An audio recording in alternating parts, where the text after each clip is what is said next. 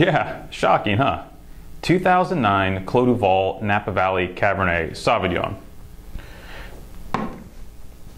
At Best Wines, we're not about having necessarily the geekiest stuff. Sure, we have Grignolino and Lorella Mascalese and Plavac Mali, but we're just about having the best wines. And wouldn't you know it, this bastion Napa Valley winery, founded in 1972 by Bernard Portet, is making really interesting wines right now. And they're doing it all flying in the face of the current trend towards this bigger is better mentality in Napa Valley Cabernet.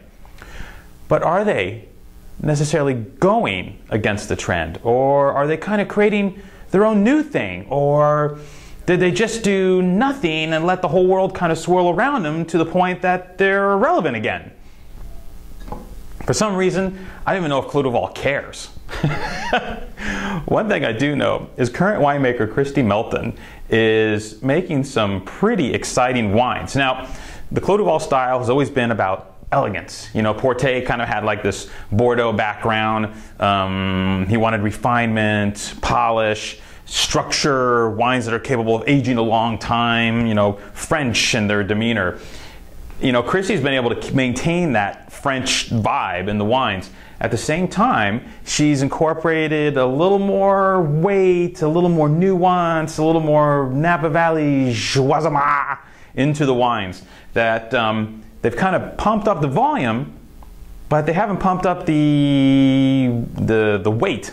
So this wine clocks in at like probably a modest 13.5% alcohol, which by Napa Valley standards nowadays, you know, you got a lot of Cabernets going up to 16 and probably watering back to 15.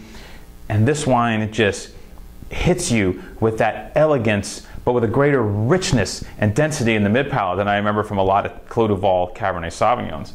Most of that's probably attributed to the fact that this is Stag's Leap District fruit, which has that elegance that Bernard Portet was originally looking for in the 70s, but now there's a little more depth, a little more oomph behind it. And what we see now is a complete Napa Valley Cabernet that I think could appeal towards the classicists, i.e. the old school guys.